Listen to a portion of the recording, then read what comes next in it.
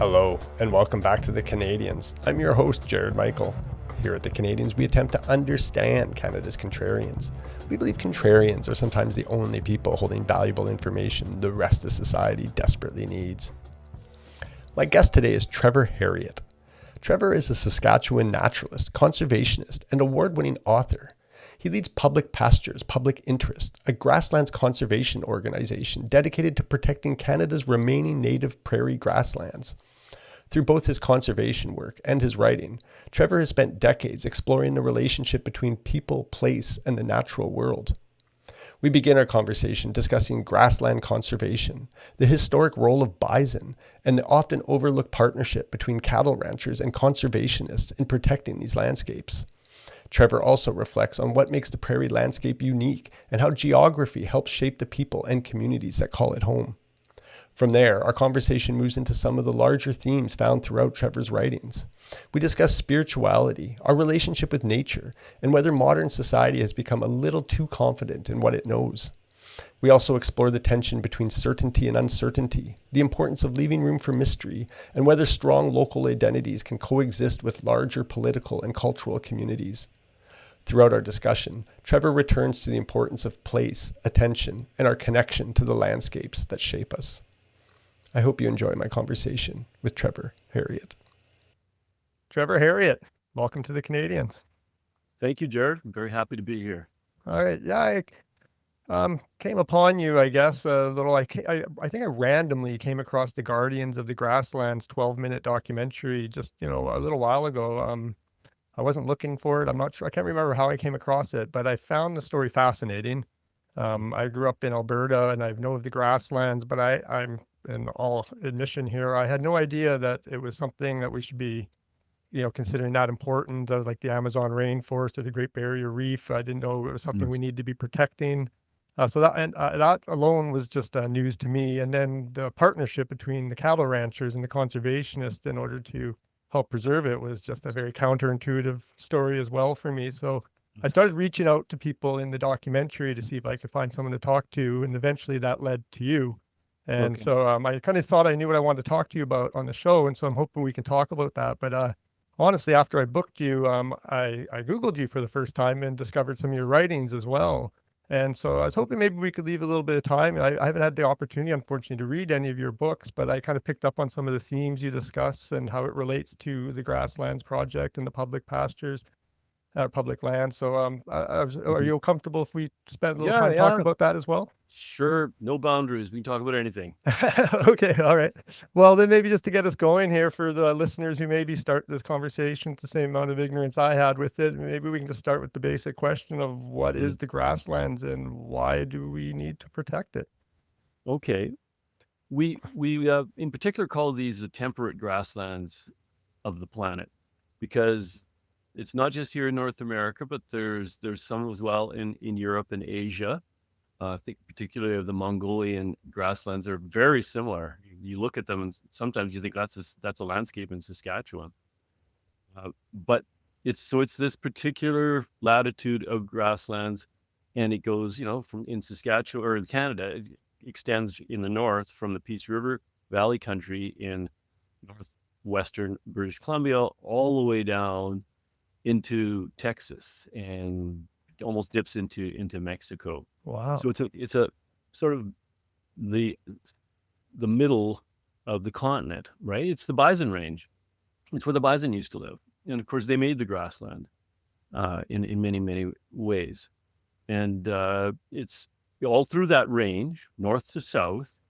There are forces, primarily agriculture, a little bit of urban development, but mostly agriculture, roads, and so on, that have either degraded it by cutting it up into two small pieces that doesn't have that contiguous integrity that ecological systems need, or simply plowing it under completely, and so that it's converted into croplands, because these are fertile soils that are easy to plow and easy to grow a lot of food in. And so, of course, that's been the major cause of it. And the World Wildlife Fund and other organizations keep track of that, trying to find out what is the percentage of grassland we're losing year by year in each state and province. Okay. And so your calling it a carbon sink. And it works a little differently, it sounds, than even forests do as far as like the Yeah, way it in stores forest, I carbon. think most of the carbon protected in a forested landscape is actually in the wood. It's above ground. But in grassland, it's stored in the soil. So that even if there is a fire, you lose a little bit there, but not much because it's just that small amount of vegetation above the ground. But there's a lot under the soil being held there. And the moment you plow grassland soils, you release more carbon. And even if it was plowed 100 years ago and you're growing crops in it or hay or something, but you plow it again, you're releasing even more carbon. So by having perennial grassland, especially native grassland with a full mix of grasses and forbs and shrubs and so on, you're going to sequester a lot of carbon. In some cases, depending on, the climate and the type of soil, it can store much more carbon than a forested landscape. Right. Oh, and so carbon sink is one aspect of it. And then I guess it also sounds like it promotes a lot of biodiversity as Right. well. Right. Yeah, it's a biodiversity hotspot. Some of the most endangered species in North America are endangered because they were dependent on grassland and keeping native grassland in particular intact. And so species like birds like the Sprig's pipit, the thick-billed longspur is in trouble. Then you look at things like the greater sage grouse, which is really tanked here in Canada. We're down to just really maybe 20 or so left of them when they used 1,000 not long ago. There's many, many birds. There's probably 30 to 40 grassland bird species on the northern Great Plains that are declining rapidly. It's considered as a group of birds to be in the most rapid decline of any. Shorebirds, Arctic breeding shorebirds are lagging slightly behind grassland birds. Grassland birds are in trouble. That's what got me interested first in grassland, because I'm a naturalist first. Before I became a writer, I was a naturalist and traveling around the prairie, starting to get to know the birds. I started to see very soon that they were declining, and it wasn't hard to see why, because their habitats were so fragmented and cut up, and small scraps of grassland, instead of having thousands of acres, there might be just a tiny quarter section where you'd find a few longspurs and native grassland dependent sparrows. And then you come back a couple of years later and that grassland is gone and the birds are gone. So that was really what got me interested in it, especially with burrowing owls. In the mid 1990s, we found out on the Regina and Moose Jaw Plains that they were in steep decline.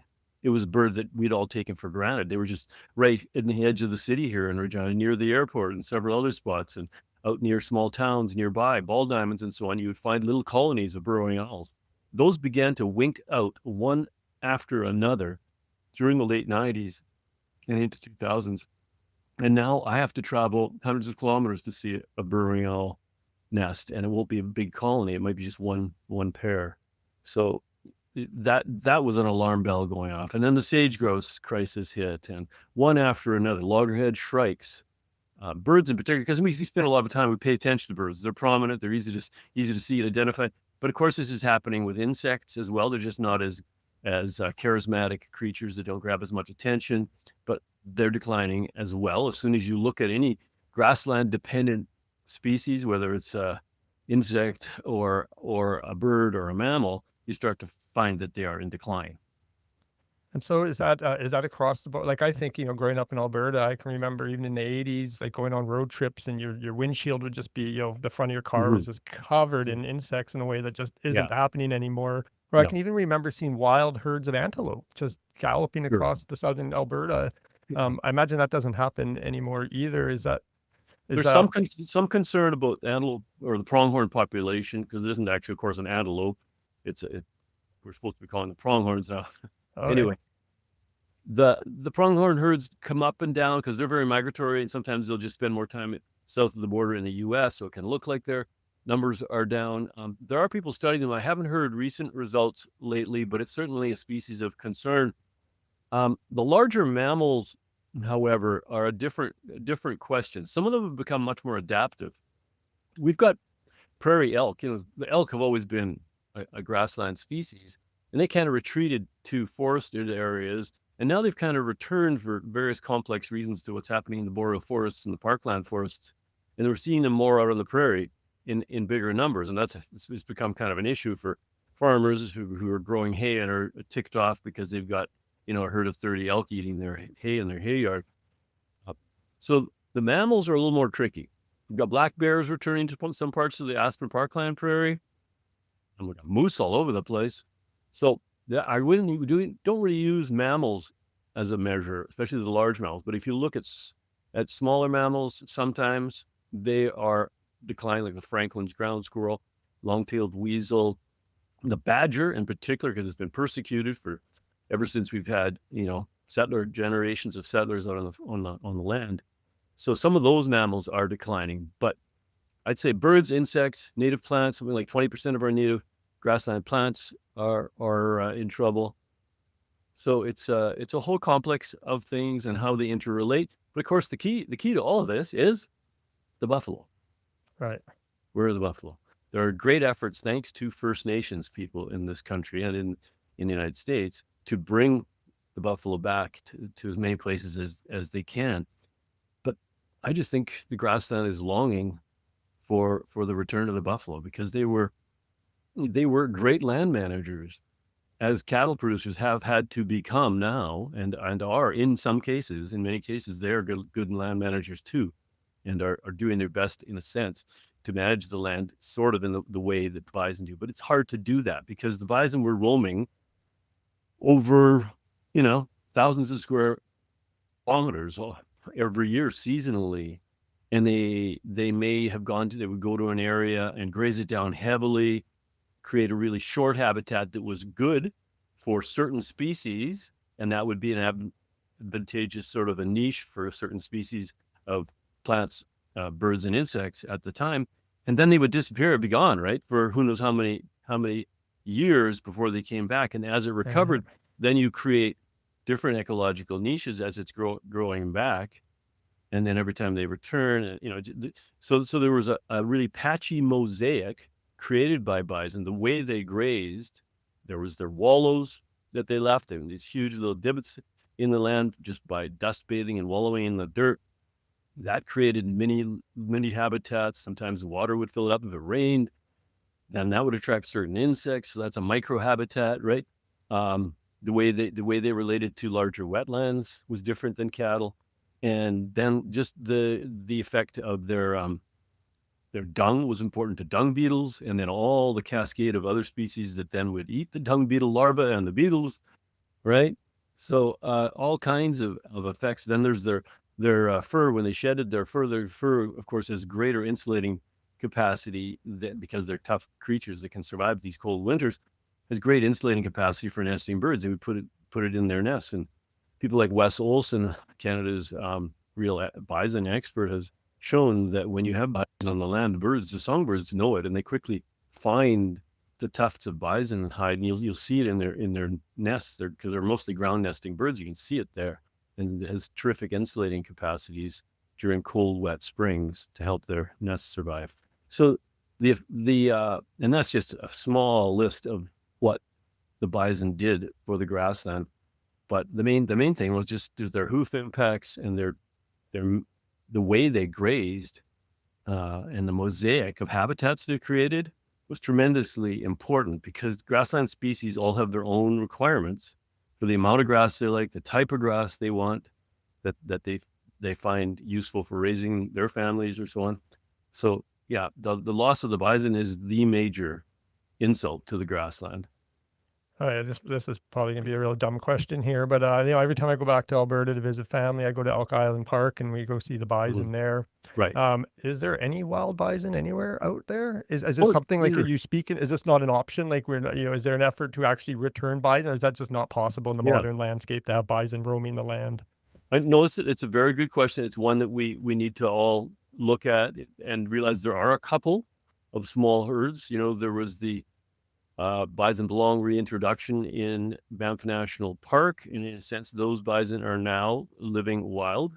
They probably stay in the park, as far as I've heard, but it's possible someday they might get big enough herd. Maybe some of them would leave and go to other areas. They're in a very mountain wilderness area where they're maybe not going to get in conflict with landowners and ranchers and farmers.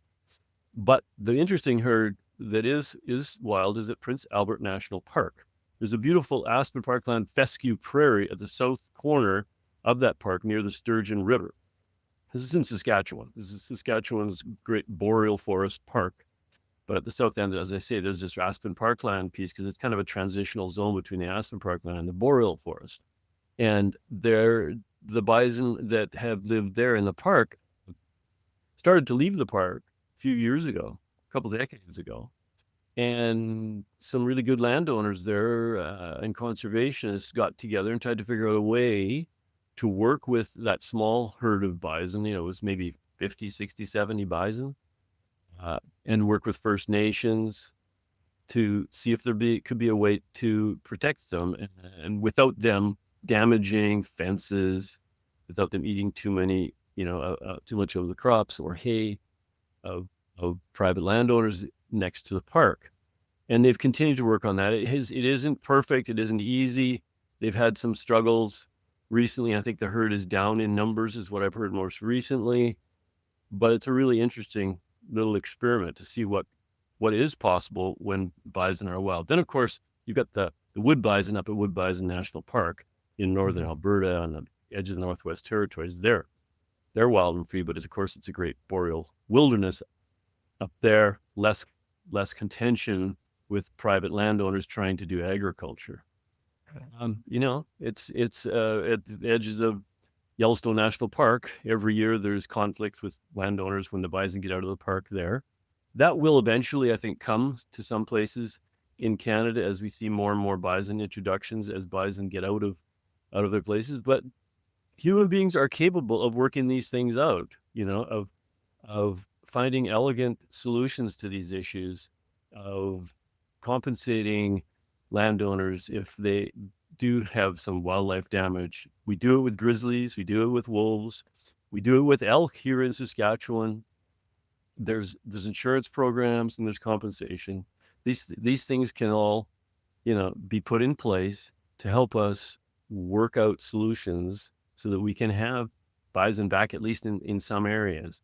And as I mentioned, earlier, First Nations are doing what they can, but unfortunately, they've got often very small pieces of land where they can release bison. So it might be just a small, almost a token herd in a way, but it's better than nothing, and it's a start. I would love to see First Nations working with the governments and with ranchers to cooperate on large pieces of crown grasslands or of restored grassland, land that maybe wasn't that great for growing crops, should never have been plowed because it was such light, sandy soil. Return it to perennial grassland of some kind and get a big enough piece where you could release more bison. And you probably would have to fence it for sure. At this stage. That seems to be where we are, is we need to fence them in. But that can have a positive effect, of course, as well. So it sounds like cattle ranching is an imperfect solution to try to make up for the bison roaming. But maybe we could just talk about that because we haven't mentioned it yet. That the early attempts, it sounds like, to protect the grasslands were taking every people and animals off of the lands. And do you maybe want to explain just the whole story of how cattle ranchers came to partner with conservation groups? Right. If we go back to the 1980s when Grasslands National Park was established by Parks Canada in southern Saskatchewan, right on the Montana border, they established the park, and they thought it was a smart idea right at the beginning because it had been grazed for years, very lightly grazed because it's a really not a terribly rich soil, so it doesn't produce a lot of grass, and the ranchers who were grazing it just had a few cows per 160 acres, not a lot.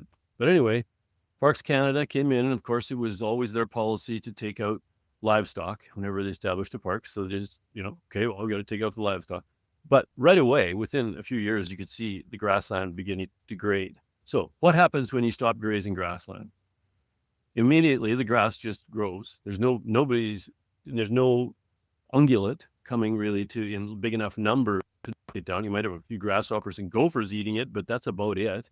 And so the grass really takes off and eventually starts to lodge or thatch over in the way it grows, and that blocks out a lot of the flowers and forbs that add to the complexity of the the ecosystem, and the structure changes. It becomes very simplified. As we know, everything in nature thrives when it's diverse and complex. And so as soon as you simplify a landscape, the diversity of insect life and animal life begins to decline. And they could see that happening at Grasslands National Park.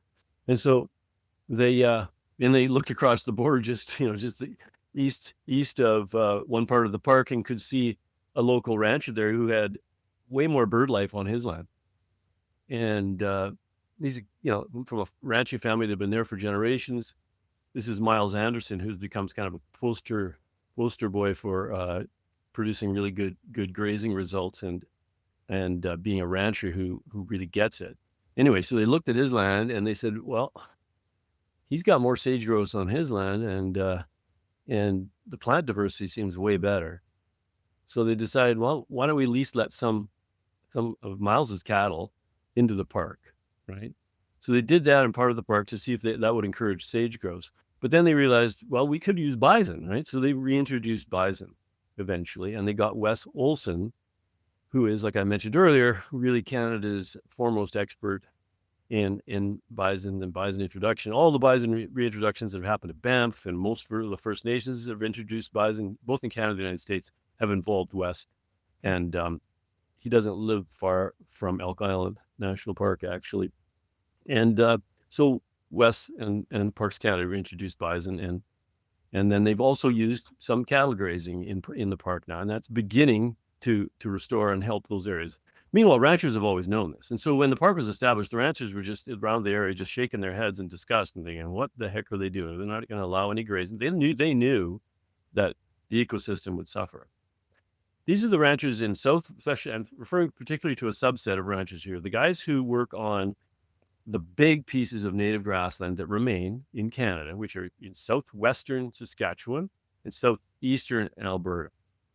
Those guys come from generations of ranching where they all learn to be, small c conservative in making any changes, because it just doesn't pay off to do anything radical and change anything suddenly. They could see their fathers and grandfathers, how they had succeeded in a dry landscape with very light soil that wasn't very productive. And they figured out systems that worked. They knew that in a dry year, if they took more than they should, that it would hurt them the next year, right? So it's very conservation-based thinking with grazing. Now, this doesn't apply to all ranchers all across Canada. It needs to be said that there are people who are raising cattle in Canada who graze the crap out of the land and do a really poor job managing it. Any good rancher can tell you that, but they won't openly criticize their neighbor, but they see it when somebody is abusing the land. But the guys who know what they're doing, and like I said, in general, it's the ones in the southwest corner of the province and the southeast corner of Alberta, and there's scattered ones also across southern Saskatchewan and other areas. They know what they're doing, and they know how to manage big pieces of grassland and how to use cattle to create. It's this amazing Venn diagram, right? It creates really good productive ecosystem to raise fat cattle that they'll be able to market and make an income from. But at the same time, it's also creating the kind of plant diversity that leads to animal diversity on the land. And there's just been way more awareness of that now. Ranchers who are paying attention and really start to understand and learn how to identify different grasses and forbs. In general, they've always known more than the average farmer, but they're really working on it now. Lots of them are really students of the grassland, and that's been very helpful. I mean, without bison, you need a bovine ungulate that grazes in some way, and it can't be horses, it can't be sheep, it can't be goats. The way they graze is not helpful for the most part, unless they are herded and shepherded in a really careful way, because they're better. Some of those are better at browsers, like goats and sheep, browsing shrubs and so on. But you have to be very careful, because they can just graze grassland down to the dirt so quickly. So anyway, cattle managers, they've been terrific allies in the movement to conserve native prairie. Many of them are heartbroken when they see a neighbor sell their land and the ancient grassland gets plowed under. It's like a punch in the gut. They grow up with that stuff. They have tremendous respect for it. And grassland conservation movement knows this.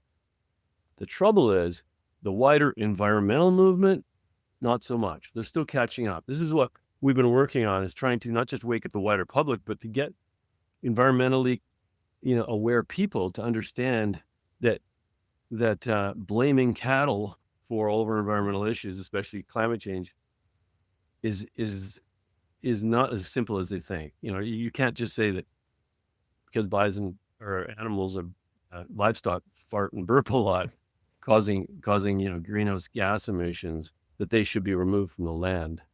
It's a different thing if they're in feedlots. Feedlot production is a more complicated question. It's a part of the cycle right now for the way people raise cattle and get them to market.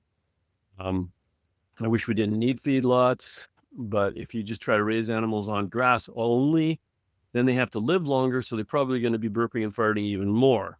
So there's all kinds of complex questions, right, around the environmental impact of cattle. But one thing that's unquestionable is that in the absence of bison, if we are going to continue to try to keep some facsimile of native grassland in North America, you can't do it without cattle in the equation.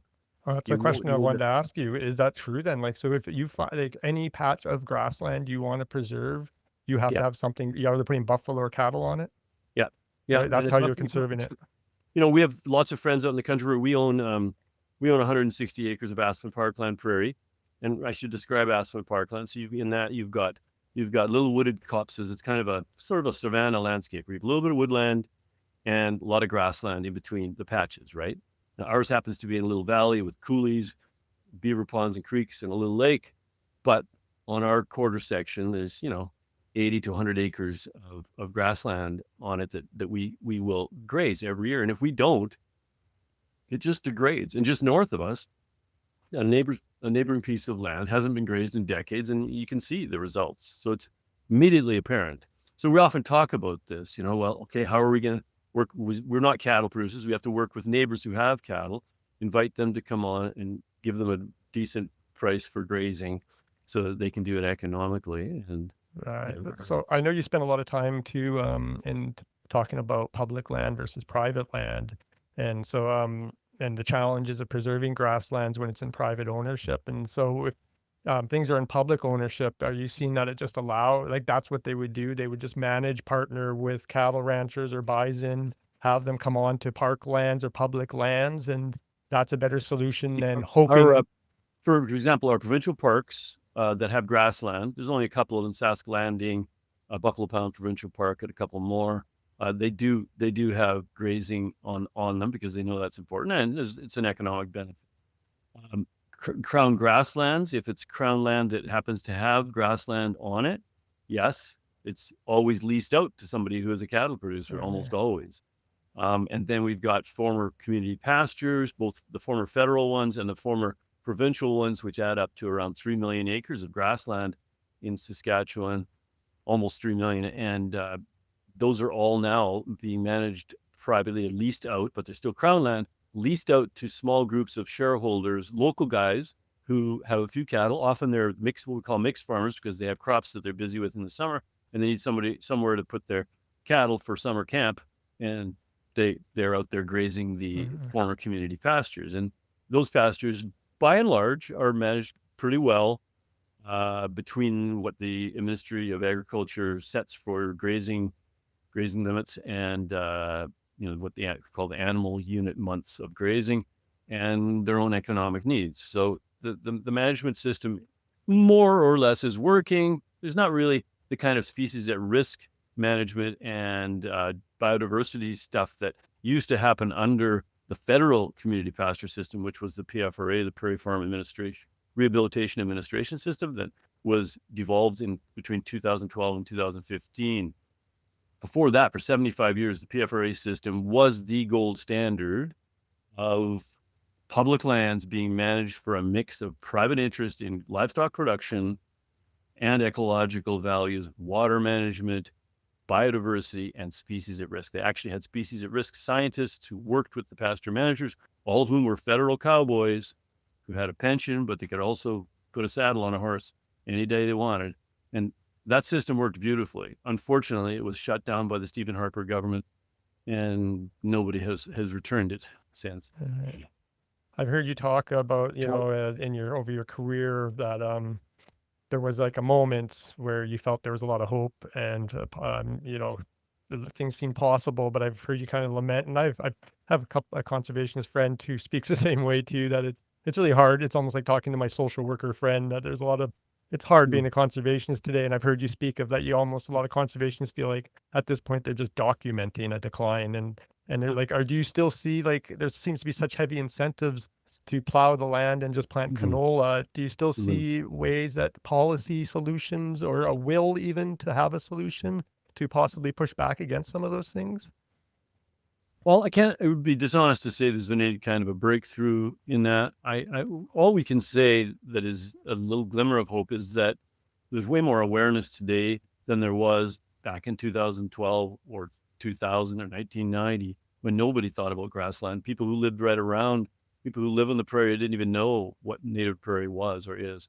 More people do today. So we feel like we've moved the needle a little. It needs to go a long way before enough people will say, this is crazy. We have to stop the destruction of all the prairie habitats. And this isn't just native prairie. Now we can extend it to what's happening in the entire Aspen Parkland region, because those same forces you mentioned of land prices, of the price for canola, the perverse subsidies of the crop insurance systems and other subsidies have made it so that there is a terrific incentive to get rid of any natural cover on the land, whether it's, 60 acres of aspen bush, a few wetlands, or a tiny piece of grassland, or even just perennial grass now of any kind, even if it's non-native grass, has an ecological value because it's holding the soil.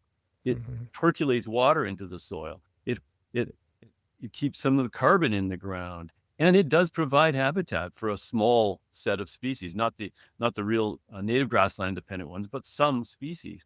And so if you lose even these little scraps of non-native grassland, that's a shame as well. We're losing so much of what has been farmland or habitats in and around the edges of farmland or within a piece of cropland. And that's going on at a tremendous pace right now. And in this province, there is no public policy that is slowing that intense pressure down. It's just going full speed ahead. You talk of awareness, I guess, as being one of the key tools there. And I guess maybe we can kind of pivot a little bit into your writing here, because I think that's also, I saw that you have traditionally published a lot of nonfiction, but that you actually published a fiction novel even more recently. And I heard you speak about that in the sense of, an attempt to even reach different audiences, because, different people read fiction. And so, do you want to speak in your own words about your writing and what inspires you to write and where you get that motivation from? I've always, I was an English student in university. I read widely in literature. I love reading good writing, and I always wanted to do self, but it was paying attention to birds and your native grassland that got me writing my very first book, and then connecting it to our settler history and our sort of our way in the world as non-Indigenous people in North America in the colonial world we created here, and the ongoing colonization, I think, that continues. Every time we sell a piece of crown land, I think we're abrogating treaties and we are extending the colonization that has caused so much damage to cultures and even to agriculture and certainly to the environment in this part of the world. So that's a theme that everything I write is about. But I started thinking about writing, I think, when I came across the bioregional writers and thinkers in the United States, Americans. I'm trying to think of some of the names. The one that always comes to mind is the poet Gary Snyder. Very much about encouraging people to understand that we all live within watersheds. We live within regions, and that for most of, the 300,000 years that this particular species of hominid has been dominating the planet, we have gotten to know those places intimately and felt a connection to them. And you kind of live within at least a biome and don't fly all over the place and changing locations so many times. Like right now, they say on average Canadians move 6 times in their life, and not just in the city, but to some other places. We're moving a lot. I like the idea of staying put, of figuring out where you are, where you belong, where you're from, and connecting to it. So I think of myself as a bioregional thinker and writer. And that's why I don't mind, that my books really are particularly of interest to prairie people, Indigenous or non-Indigenous. If you're somebody who thinks about, cares about, and lives in the prairie, then the stuff I write's for you. Okay. So that's what I started to do. Although my first book was really all about the watershed I've always lived in, the Coppell River watershed, which is kind of spans the moist mixed grass prairie region and aspen parkland. And particularly in the aspen parkland is where I've spent a lot of my life. And from here in Regina and east of here. So my writing, it's personal fiction, nonfiction, personal narrative, nonfiction. So there's always, me in the story, telling the story, the people I know, the people I meet, the ranchers, farmers, conservationists, Indigenous people, and so on that I know or stumble across in my path become part of the story. And, I wrote 6 or 7 books like that. Then I tried writing a novel and published it a couple of years ago. And that was a fun experience. It's totally different writing fiction. And I did do it because I know some people don't read a lot of nonfiction, and I wanted to see who else I could reach that way. And I may or may not go back to writing fiction because my comfort zone, of course, is nonfiction. And so, I'm writing another book right now it's more particularly focused on what's happening in farming and how farming is related to our colonial way in the world and food in general. There's a lot of talk about the price of food and health regarding food these days. And I wanted to sort of connect the dots between that and the health of the land as well, and the health of our small communities. And what does it mean to be rural and versus urban? Because I've kind of had my foot in both worlds for most of my life. Certainly come from rural people. My cousins, my parents both grew up in the country. Aunts and uncles farmed, grandparents farmed, and had lots of experiences as a kid. And now we own land out in the country, and there's farmers all around us, and we know lots of them. So that connection between the urban and rural is important to me too, because we see that in our so-called political divides, right? And we still think that rural people are much more conservative and less interested in this or that, more interested in certain values and certain things. So I wanted to investigate some of that and all the other questions I'm always looking at around culture and nature on the prairie. I was wondering, I found an interesting little exchange in the Literary Review of Canada between you and another Saskatchewan writer, Candace Savage. She wrote a review of one of your books. And do you remember this exchange? Because she wrote a review and she was kind of criticizing your use of the words like soul and the ear of the heart. And she was kind of suggesting maybe you're going a little too far. But then I was surprised to see that you followed up with a rebuttal where you kind of, pushed back and defended yourself, that it was intentional, that this was an intentional use of the language. And, in fact, here do you mind if I just read you a quote from what you wrote? Yeah, this is a while ago. I can hardly remember, Yeah. Jared. You have to refresh my memory. This is part of your rebuttal to her. You said, "My weakness is that I am not willing to give up all hope yet. And the only way I know how to account for such an unfounded thing as hope is to wander off into the darkness and try to find new ways of seeing. If we are to live through the challenges we have ahead of us, we will have to inquire into our values and certainties more deeply than we can with the usual rationalist determinist toolbox that dominates everyday life. We need science, but we also need spiritual inquiry, which is always a groping in the dark through landscapes where there's little in the way of material evidence." Worst of all, those of us foolish enough to write about it have nothing to work with but clumsy words which are fraught with much of the superstition, prejudice, and myth that modernity helped us escape from. Mhm. I find this very interesting, and and I've been kind of finding myself in the last little while in my life circling on multitude levels of being, like just from my very little personal decisions to looking at like economies of scale, like just the world. And Mhm. I'm feeling like I'm really on the edge of my thinking here. So just, bear with me here. I wrote- I feel like though that there's something to do with uncertainty and certainty and attention. I'm just thinking Mhm. we're just discovering that there's an inherent tension in human existence between certainty and uncertainty, knowing and not knowing. And for Mhm. all of, like you say, 300,000 years of human history, all we've been bathed in is mystery and unknowing. We didn't know Mhm. what was Mhm. across that ocean, what was Yeah. up in those mountains, who our neighbors were even. And now we're in this unique time period where just we've seen bathed in certainty. The world's been mapped out. Everybody thinks they know. It's delusional.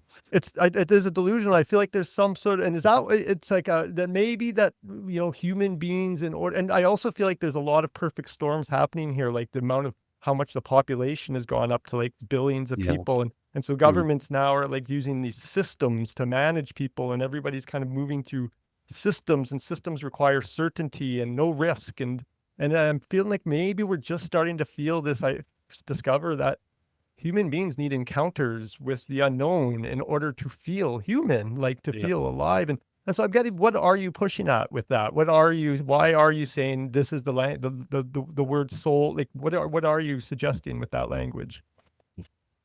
Well, what I said there is fairly clear. I do believe there's a spiritual element to being human, and that gets us into territory people, especially intellectuals, environmentalists, and so on, will always understandably be nervous about because of the record of people who have called themselves spiritual and have been involved with the leadership of churches and so on. And that is often associated with, you know, things like colonization and all the horrors that have been brought to the world, particularly by Christianity. So all that's very easy to understand. And I should say right away that Candace Savage and I are really good friends. We have this conversation, and very, very comfortably. We have nothing but respect for each other. And we've actually done this kind of thing in person as well, years ago when that book in particular came out. But I agree with what you're saying about uncertainty. I think that we have always lived with uncertainty, but we've become uncomfortable with it, and we've substituted technology and knowledge for the wisdom that can embrace uncertainty and live with uncertainty. And that requires faith, another problematic word. Mhm. It may not be a spiritual religious faith. You could be an atheist, but you just have a sense of faith that this unfolding miraculous cosmos is unfolding the way it should. And we don't know exactly where things are going.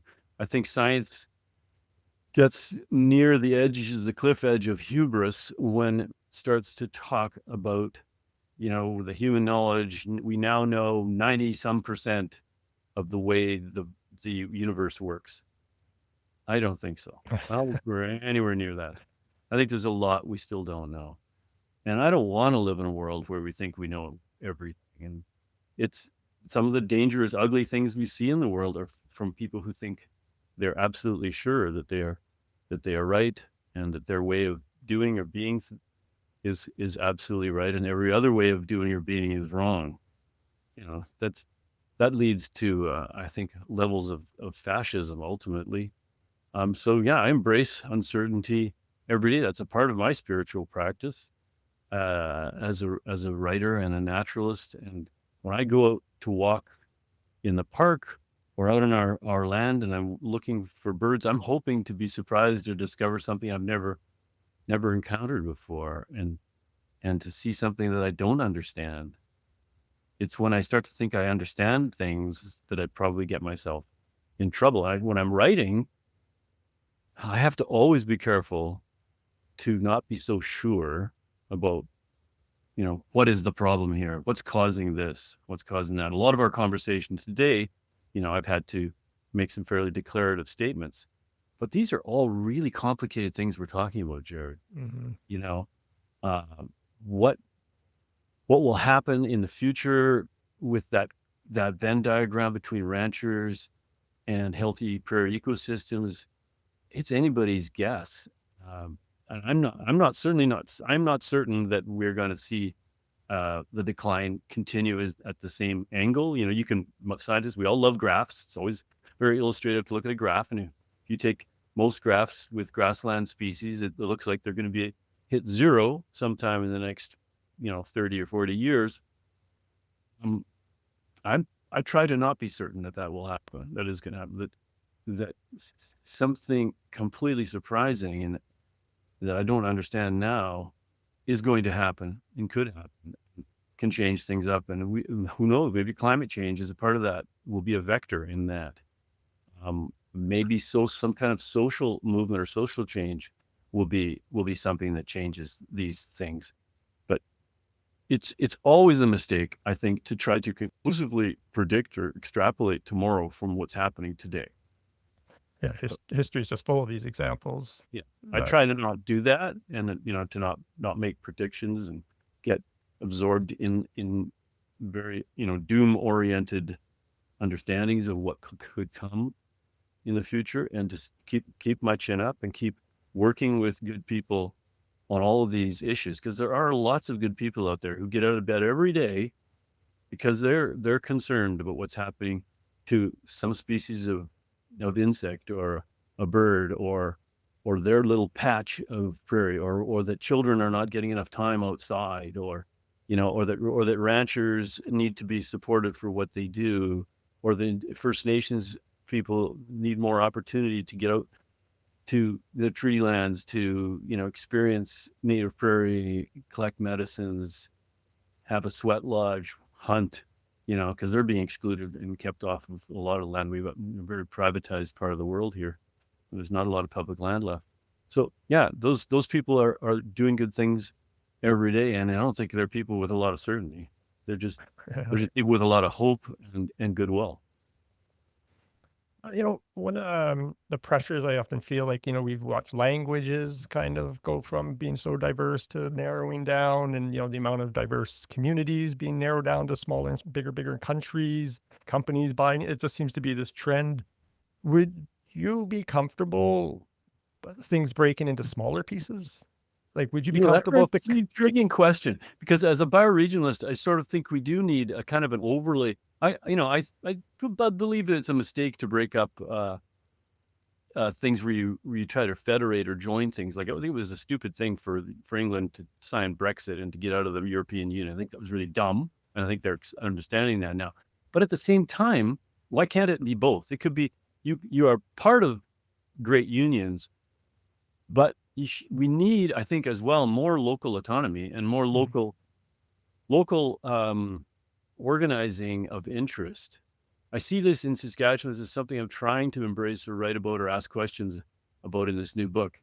Is I think that rural people are being left out of things. They're not really being taken seriously, their concerns and their needs, and there has to be some way to do that, but at the same time have provincial and federal levels of government that have the tax base and the power and the legislative power and the courts and so on to make everything work. But I think we are often missing the value of local governance. I don't know enough about this, and I'm curious about it. I'd like to see more talk about local councils and having more influence on what's happening in the environment. Because I do believe if you go out in the country and talk to most rural folks, most of them aren't the big ranchers or big farmers, I should say. They're not the big farmers who are cultivating 50,000, 30,000, 20,000 acres of land and getting rid of habitat to do it. Most people have small farms or just acreages and so on, and they want to live in the country, but their voices are not being heard. Right. And they're intimidated by the big, powerful guys in the community. And it's just a small number of them that own all the land, right?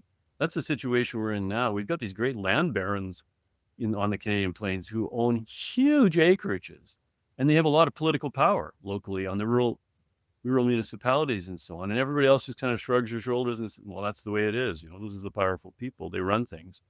Well, I'd like to see that change. I'd like to see there be a voice for people that's more democratic and not based on how much land or money you have.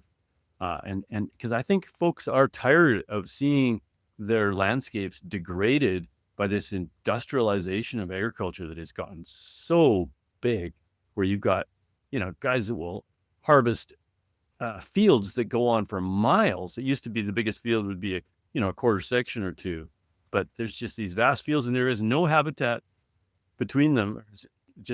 There's no boundaries. It just goes on forever. It's nothing but canola. Monocrop. Yeah. So I'd like to see some of that begin to change. And I think it will. People are going to hit a point where they're saying, I'm tired of seeing every shelter belt bulldozed, all the aspen bush being burnt and piled up. I'm tired of seeing all of our wetlands disappear. I'd like to see a red-winged blackbird or a meadowlark some year. I think people are going to hit that point.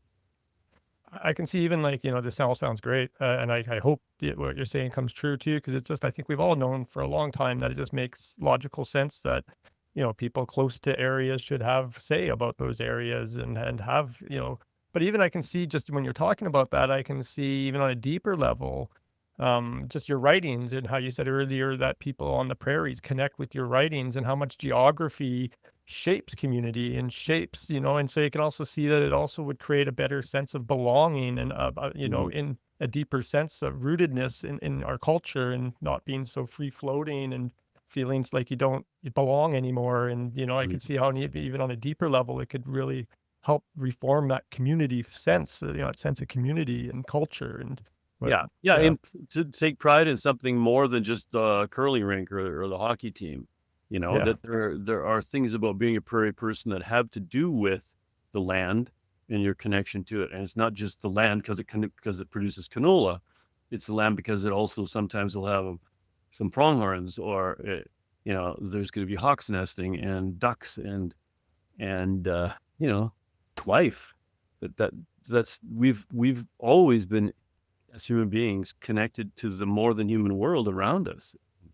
And to lose track of that is to become just some kind of homogenized race that can live anywhere on the planet without being really embedded in the particularities of a place. And so is there something the average Canadian can do here in this story to help preserve the grasslands?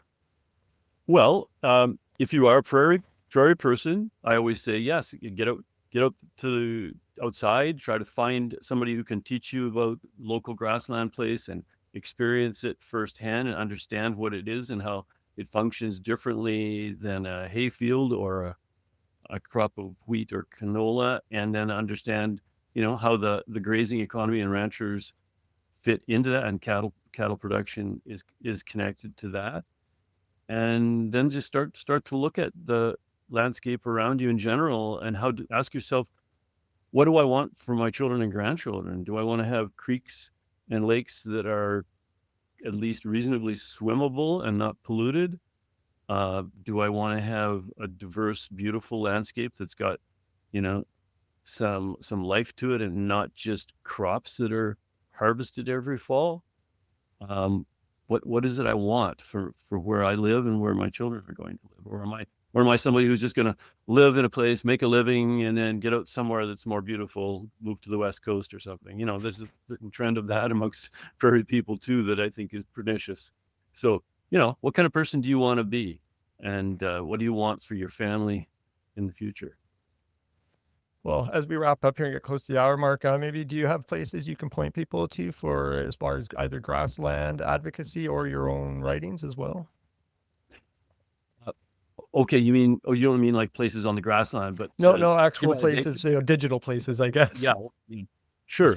Well, first of all, in Saskatchewan in particular, there's really good little nature groups all over the province. They're all affiliates of Nature Saskatchewan, which is a good organization to belong to. And they're really good at just helping people get out and experience wild natural places in the province, particularly in the grassland ecozone. And so, places like Swift Current, Regina, Saskatoon, Yorkton area, and Moosomin, Priestville, all over the province have little groups that I encourage people to join. There's some of that also in Alberta as well, Alberta naturalist organizations that are always worth joining. You can, if you're interested in some of more deeper look at some of the questions we've been talking about today, I would look up the Public Pastures Public Interest website or Facebook page, follow them for what they do in terms of advocacy, and there's lots of information and fact sheets there. Nature Conservancy of Canada is a terrific organization to support if you want to, dedicate some of your income or two and maybe make a little donation or a big one. They work with, they work with businesses, they work with ranchers, they work huge donors, and they work with the public. Big pieces of natural habitat in Canada, and they have a real focus on native grassland in Canada. They really made that shift over the last 25 years, and it's had a great effect. And they're also working with ranchers in some of the former PFRA pastures in the Southwest, and are doing terrific work to sort of bring back that element of conservation and biodiversity management, connecting it to cattle production. So the Nature Conservancy of Canada is a terrific group to look at. They've got good websites, lots of information on their websites, but donating to them is, I would say, is probably one of the best things you can do if you want to just make a donation. Yeah, there's a lot of good writing out there. I would look up Candace Savage's books for sure.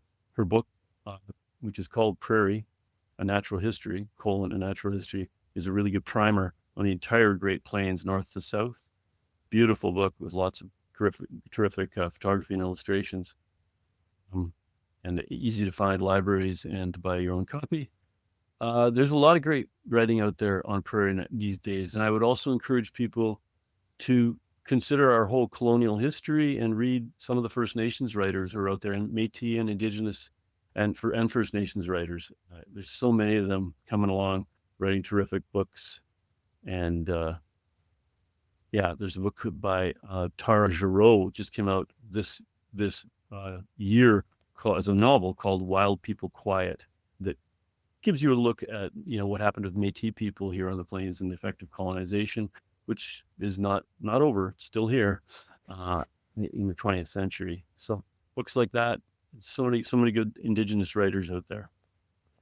Okay, well, I'll include all that in the show notes. I'll also include, I know you have a personal website that has links to your books, and you have a pretty big blog in there I was browsing through as well that you don't maintain anymore. I don't maintain that pretty anymore. extensive. It's pretty big though still. Yeah, So, there's lots there. Yeah. Okay, well, just say thank you, Trevor, for coming on the Canadians, and also for just all the work you've done over your career, and for taking this time. We really appreciate everything. Thank you. Well, thank you, Jared, for helping raise awareness on these matters, because there's lots more work to be done, but I think we, this kind of thing, having a chance to talk about it, even if it just brings one more person along where they go, ranching and the prairie environment has a connection. There's something good there. Yeah. So that's great. Thanks, Jared. Okay. Well, we'll say goodbye to everybody here. Goodbye, everybody. Thank you for listening. If you'd like to support the show, please visit our donations page or subscribe and share with friends. The Canadians.